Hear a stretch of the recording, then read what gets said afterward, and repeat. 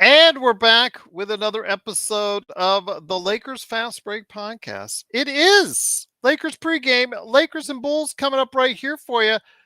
It is Gerald Glassford coming right back at you here from the Lakers Fast Break. Pop Culture Cosmos, where we cover the latest news and trends in pop culture each and every week, twice a week, wherever you get your podcast, plus also as well inside sports, fantasy football. Check out what the guys from the Lakers Fast Break and the Domination Sports Nation. I got all the guys together for one great episode. Check it out on the Pop Culture Cosmos YouTube page or right now on Inside Sports Fantasy Football, wherever you get your podcasts. They're talking about all the things that you need to know heading into your fantasy football playoff games this weekend, plus our picks for NFL Week 16 indeed. Plus also Joe Sorrell. You know he's the man behind Ox 1947 at LakersBall.com. Of course, also as well, you got to go ahead and support his company, which is Simblades, Simblades with a Y.com. Also, Lakerholics.com. Give Laker Tom and Jamie Sweet a big shout out. And of course, our friends Empire Jeff TV. Of course, also as well, the John McCalian channel, Lakers in 5, Daniel Barry Sports Highlights, and also as well, the Larry Lakers Dribbling Chit Chat. Support all those great channels. And if you have not already supported this channel, please like, subscribe, share your thoughts, comments, even if you're watching this after the video ends.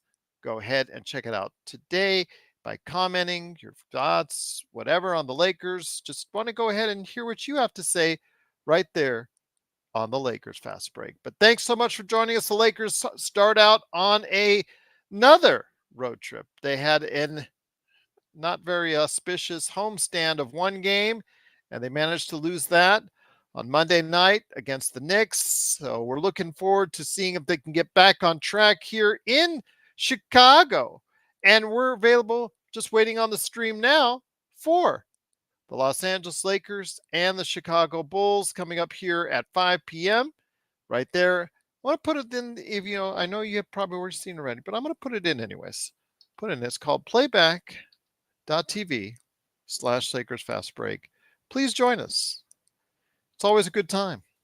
It's always a lot of fun. You always be entertained by us here at the Lakers Fast Break. Live, uncut. It is us in our entirety on playback.tv/Lakers Fast Break. It is going to be the Chicago Bulls and the Los Angeles Lakers. Want to give everyone first an update on the Los Angeles Lakers at this point in time. And the big news is that Gabe Vincent is a go for this evening. He's going to be limited to about 14 to 18 minutes of time. So anybody saying his minutes are too small, too short, whatnot, please understand he's on a minutes restriction at this point in time, coming off the knee issues that he's had. So he is going to be available for us tonight. In fact, everyone outside of Jalen Hood-Schifino is available, including Jared Vanderbilt, of course, also as well. You want to go ahead and know that LeBron James and Anthony Davis playing in Chicago, his hometown. It's going to happen tonight. Absolutely. So you're going to have a full Lakers squad. No chance for any excuses. No chance for any more. We're tired or fatigued from the IST and the NBA Cup. No more of that. It's got to start tonight. It's got to start. The Lakers have to win this game. I know Chicago's coming off their best victory of the season on the road in Philadelphia, but the Lakers have to go ahead and get it done because the next two games are very daunting with, of course, what we've seen with Minnesota, the best home record in the NBA, and then the day after at Oklahoma City, where we've been before and not found by success already. But it is the Lakers Fast Break. Hopefully the Lakers, now that they have a almost complete squad out there, can go ahead and get the job done.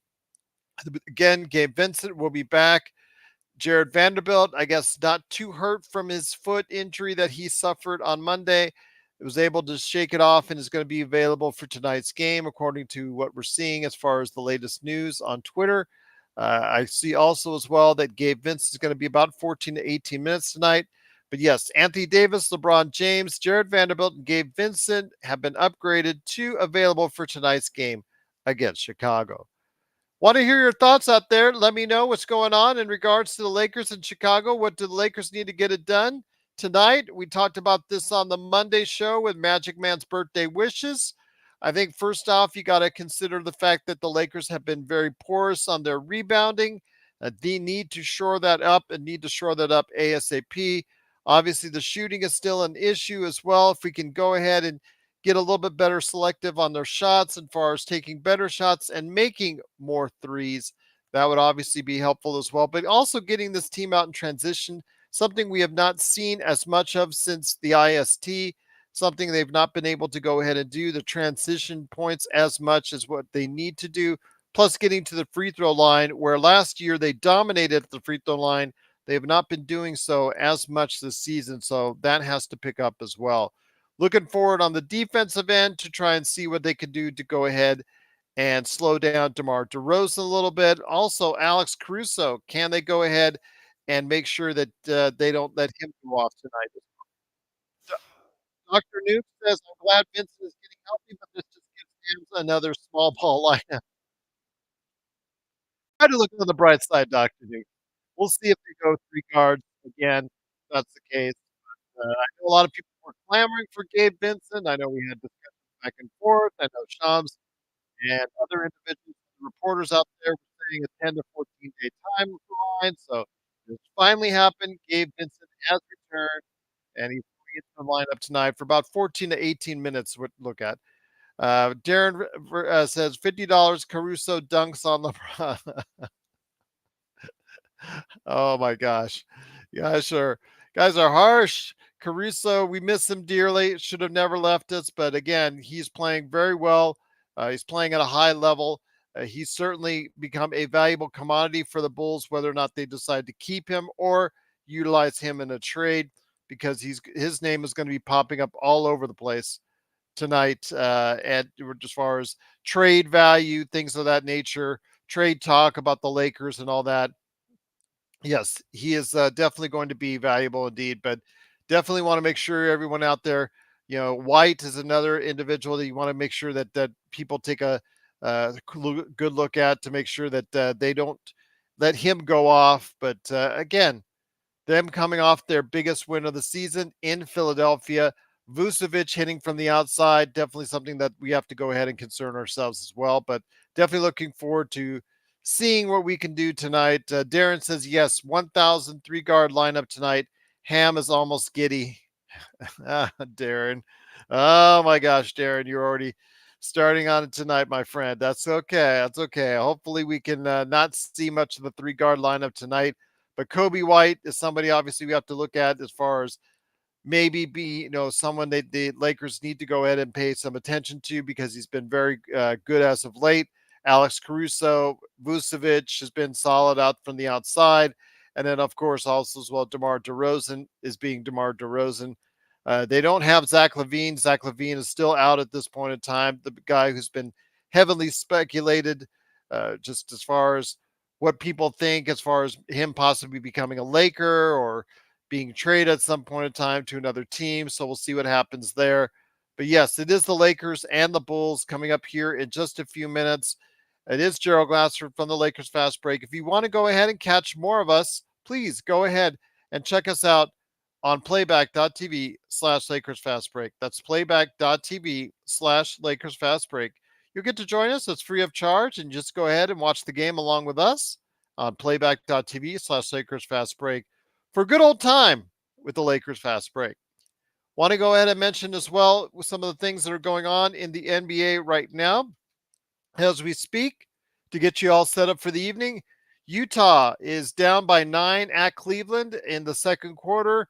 Indiana is leading Charlotte. Indiana team that's also struggled since they were in the IST final game in the NBA Cup.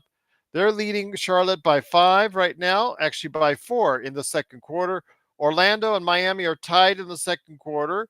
Minnesota and Philadelphia. Philly now leads by 5 over Minnesota. That's something that the Lakers have to be aware of because that's their next opponent. New York is leading Brooklyn early, 16-8 in the first quarter. Denver and Toronto are tied at 13 in the first quarter as well. So a full NBA schedule on tonight. Looking forward to seeing how some of these games play out. especially, of course, what's going on in Chicago with the Lakers and the Bulls tonight. Darren says, I'm hitting the vino early tonight. You might have to. But AD should play well tonight. He wants to play well in front of his family, his friends, the home crowd, because he is from Chicago. So he should be able to continue his streak of good games tonight in Chicago, playing in front of the home crowd. He's amped and hyped up for it. Whether or not LeBron will have the same type of shooting effect as he did in the last game, we'll see. He's been looking a little bit tired, possibly effects from the IST. I know Joe doesn't want to count that in there, but, again, something we see as far as the shooting from the outside has not been with LeBron the past week or so. Hopefully that'll be recovered by the time he hits the floor tonight in Chicago. Did get us a triple double in the last game, but unfortunately the Lakers did not give him enough support and AD enough support, and they ultimately lost to the Knicks on Monday. But hopefully we can get back on the right track in Chicago on Monday, on tonight. Sorry, in Chicago tonight. Looking forward to a good game.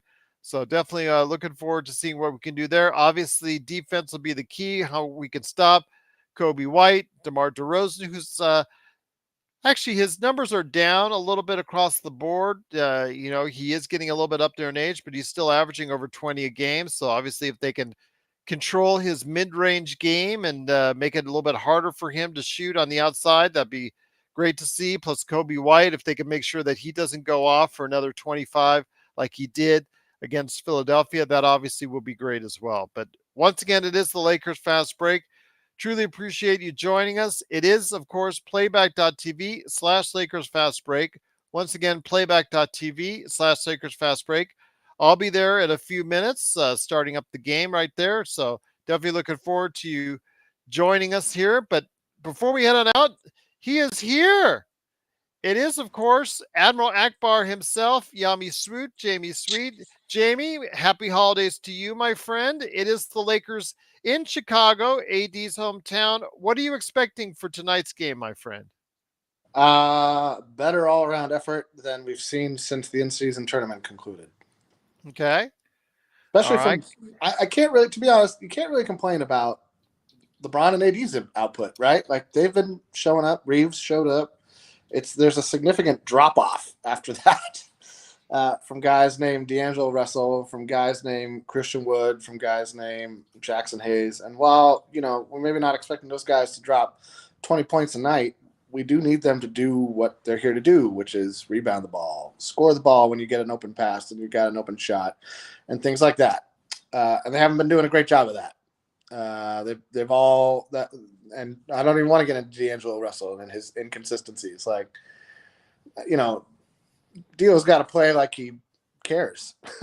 It just doesn't look like he cares right now. It just like he's going through the motions. So, there was that whole, whatever it was, banner thing they did, which I'm pretty sure would have happened in it. The Lakers got some flack for that. I don't think they should have gotten flack. Any team would have put the banner up. The NBA probably mandated that they put something up, to signify that it happened.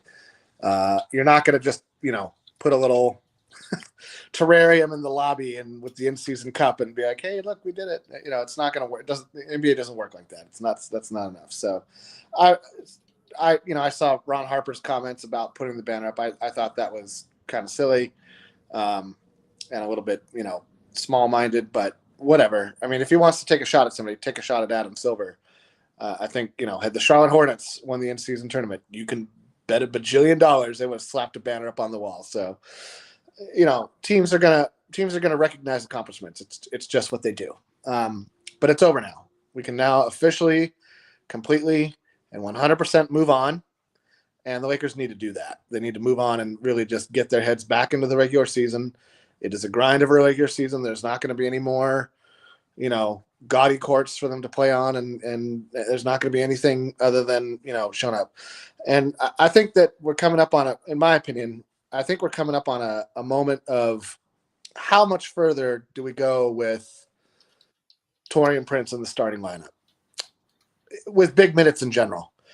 Because if he's not hitting threes, then Vanderbilt's defense is superior. And if he's not scoring at all, then Rui Hachimura is a better all-around player. And those are the guys that got us to where we got to last season.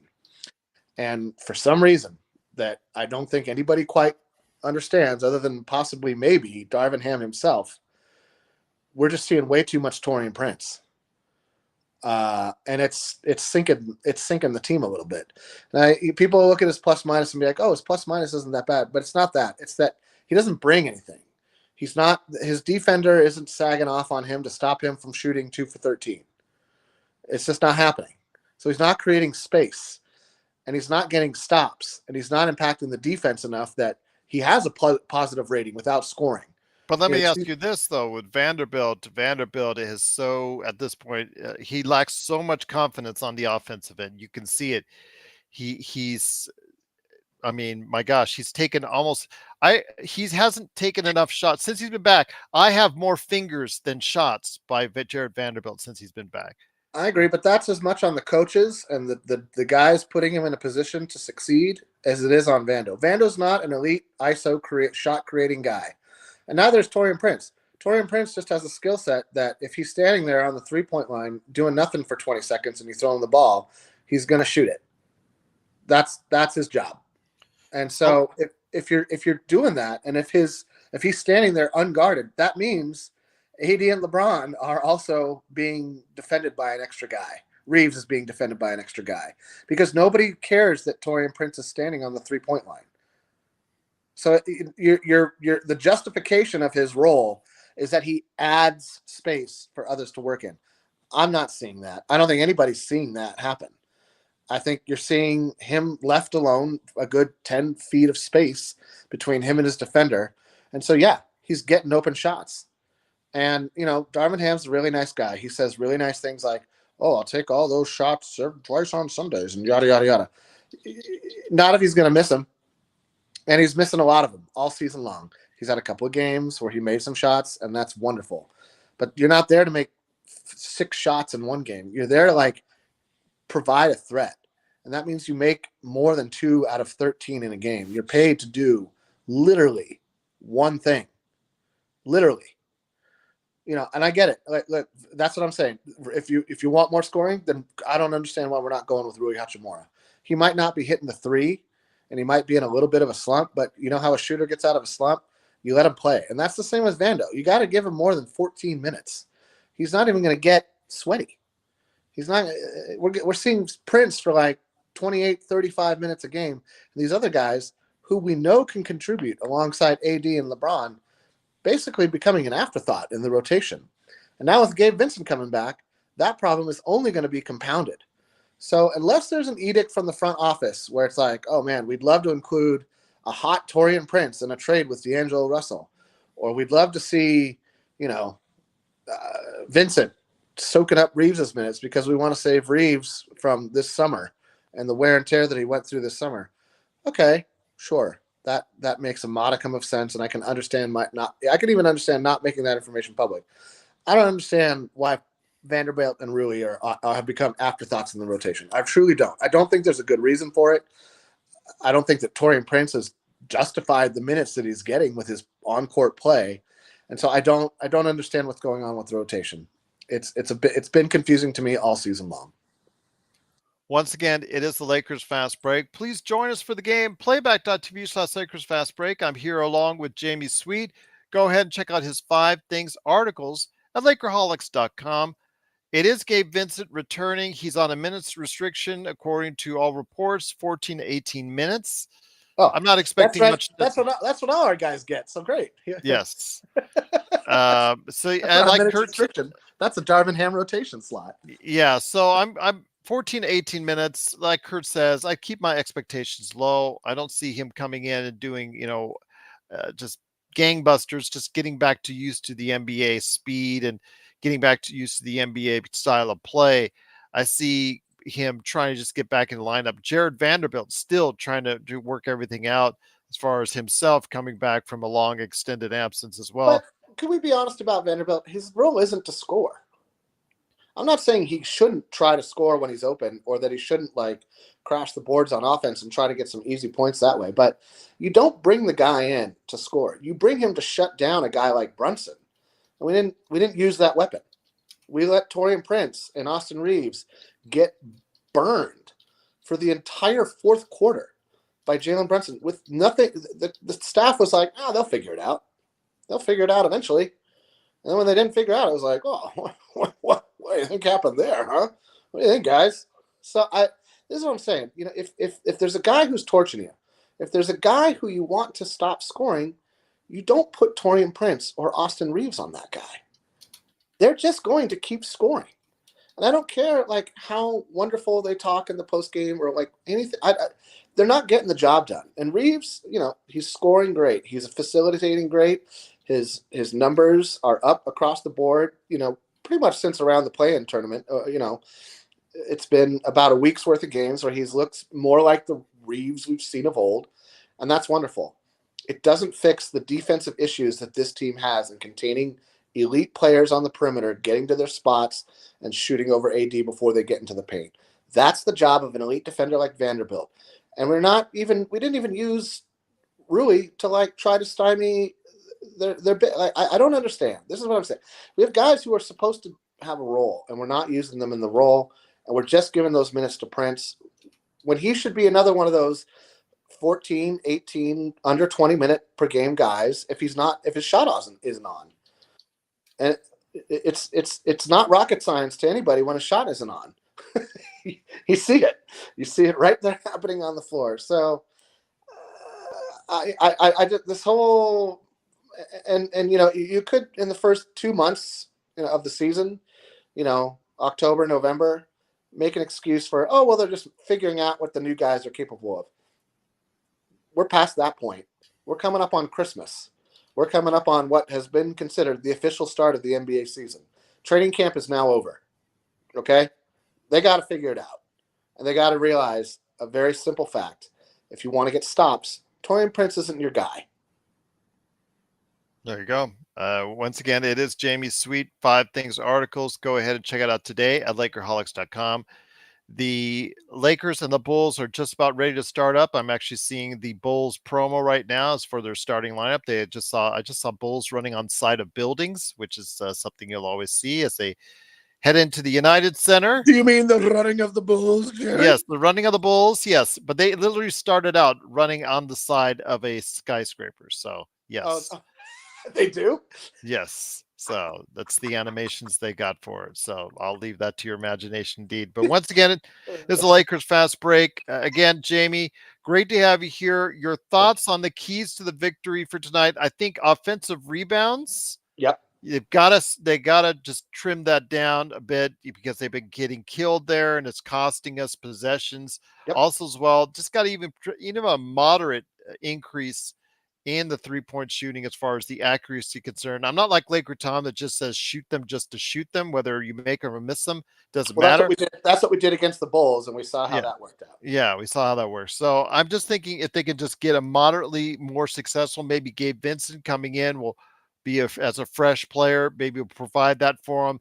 Again, Gabe Vincent, 14, 18 minutes tonight. But what are your expectations before we head into the game tonight? I mean, I think you're right on the offensive rebounding, spot on. But I would also add, again, you know, this is a team that thrives on scoring in the paint, and we can't lose that paint battle by 10 points. We can't even tie the other team. We have to dominate in the paint. That means getting offensive rebounds of our own. That means feeding AD all game long. AD needs to average 30-plus points at this point. Based on the shooting splits for the outside shooting, AD needs to be a 30-point per game player. There's no more nights off. Or when he takes a night off, we lose. It's as simple as that. We saw that in the game that he missed against the Spurs, right? No AD meant no defense. It meant less inside scoring, and we got pounded and we got killed in the paint. LeBron cannot do it all at this point. He cannot put an entire team on his shoulders and carry them across the finish line over 4 quarters. He is physically incapable of doing it, and there's no shame in that. That's not a dig on LeBron. The dude is coming up on 39 years old in like a week or so, right? So, like, that's not That's not a dig. The fact that he's playing as well as he's doing is what's allowed guys like D'Lo and Toney Prince and our rookies and Max Christie and our younger players who are supposed to be the hungry players. They're supposed to be the ones who are challenging for a rotation minutes. And you look at when they play, it's like, I'm kind of happy to be here. It's nice to be on the floor. It's almost like a vacation. I get to move around and stuff. I just don't understand. So I think that the hungry guys got to get hungry, or just move on to another team. Just, we'll get ready in the summer, whatever. And that'll be wonderful. You can say you played for the Lakers when you're 42 years old, 10 years removed from your playing days, nowhere near for as long as LeBron played. So looks like we're about to tip off, and keep the turnovers low. Keep the turnovers low. Do not. Yes. And no new stars. No new stars. No new stars, indeed. And I just want to say one more time, we blew it not keeping Caruso. Agreed, my friend. Once again, it is Jamie Sweet. Go ahead and check out his 5 Things articles at Lakerholics.com. Game's about ready to start, everyone. It is the Lakers and Bulls. Please join us. Playback.tv/Lakers Fast Break for all the fun and hijinks that we have. I'm going over there right now. Hopefully you will be as well. And then after the game, it's right here. YouTube, Twitch, Twitter, wherever you get your podcasts. It is the Lakers Fast Break post game. The best post game in town and the best chat room in town. Yes, current affair, absolutely. Win the first quarter for a change. Yeah. Got to do it. Best post game in town coming up after the game right here on the Lakers Fast Break podcast. Thanks, my friend Jamie. I'll see you soon. All right.